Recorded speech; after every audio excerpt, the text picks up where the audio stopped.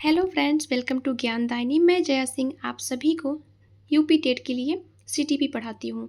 तो आज का टॉपिक है हमारा वातावरण। कल हमने वंशानुक्रम पढ़ा था, ठीक है, इन्वायरमेंट। तो आइए वातावरण का अर्थ देखते हैं। सामान्य अर्थ में वातावरण वह सब कुछ है जो एक व्यक्ति को प्रत्यक्ष या अप्रत्यक्ष रूप से प्रभावित करता है। ठीक, यहाँ पर हम कुछ प्रमुख विद्वानों की परिभाषाएं देखते हैं जो निम्नलिखित है।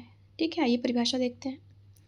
रॉस क्या कहते हैं? रॉस कहते हैं कि वातावरण एक बाहरी शक्ति है जो हमें प्रभावित करती है। ठीक, वुडवर्थ कहते हैं कि वातावरण के अंतर्गत वे सभी तत्व आते हैं जिन्होंने जीवन शुरू करने के बाद हमें आकार देने में सहायता की है। ठीक है, अब आइए जिसबर्ट ये कहते हैं कि जो हमें चारों ओर से घेरे रखती है तथा जिसका हम पर प्रत्यक्ष प्रभाव पड़ता है उसे वातावरण कहा जाता है। ठीक है, वातावरण का प्रत्यक्ष प्रभाव पड़ता है, किसने कहा? जिसबर्ट ने।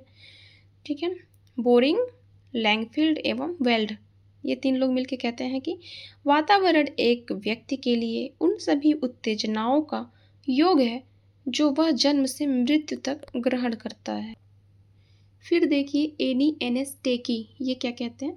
पितरैकों या जिन्स के अलावा जो कुछ भी हमें प्रभावित करता है वह वातावरण है। वातावरण के प्रमुख सिद्धांत देखिए। वातावरण के प्रभाव को दिखाने हेतु कुछ प्रमुख विद्वानों ने सिद्धांत दिए हैं जो निम्नलिखित हैं।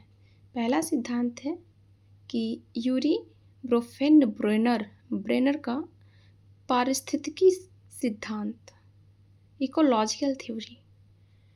इसी सिद्धांत में वातावरण के प्रभाव को 5 स्तरों में बांटा गया है जो निम्नलिखित है। ठीक, ये है 5 स्तर।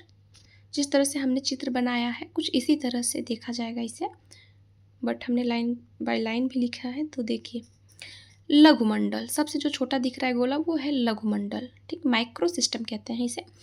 तो प्रत्यक्ष प्रभाव परिवार, स्कूल, पास पड़ोस का पड़ता है इस पर प्रभाव, और प्रत्यक्ष प्रभाव पड़ता है। ठीक, फिर आइए देखते हैं मध्यमंडल, मीसो सिस्टम। लघुमंडल के तत्वों की आपसी अंतःक्रिया, जैसे पेरेंट्स का स्कूल में पीटीएम के लिए जाना, पेरेंट्स टीचर मीटिंग, पीटीएम का फुल फॉर्म है, के लिए जाना। तीसरा है वायुमंडल। क्या है? वायुमंडल, एक्सोसिस्टम। बच्चे पर पड़ने वाले अप्रत्यक्ष प्रभाव जैसे माता पिता की नौकरी, यह क्या है? वाह। बृहद मंडल, ठीक है, मैक्रो सिस्टम।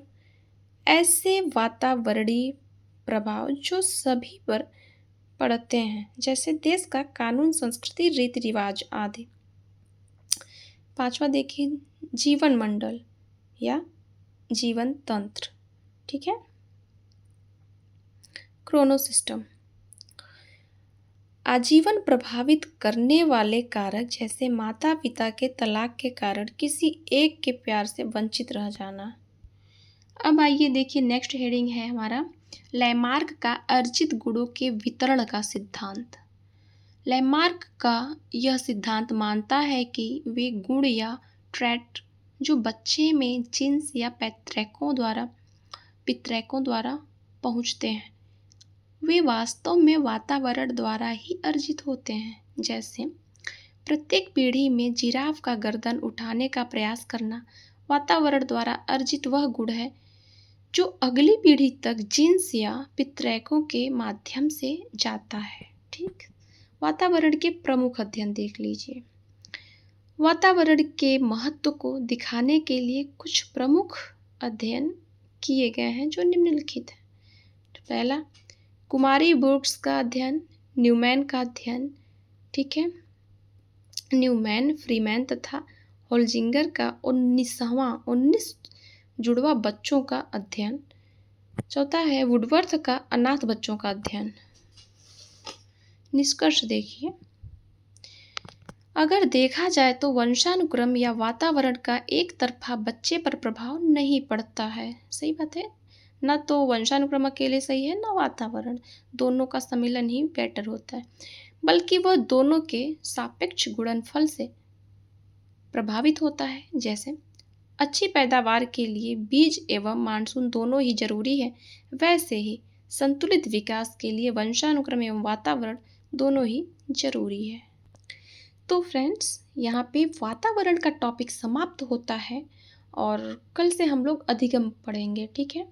तो मिलते हैं नेक्स्ट क्लास में, तब तक के लिए जय हिंद।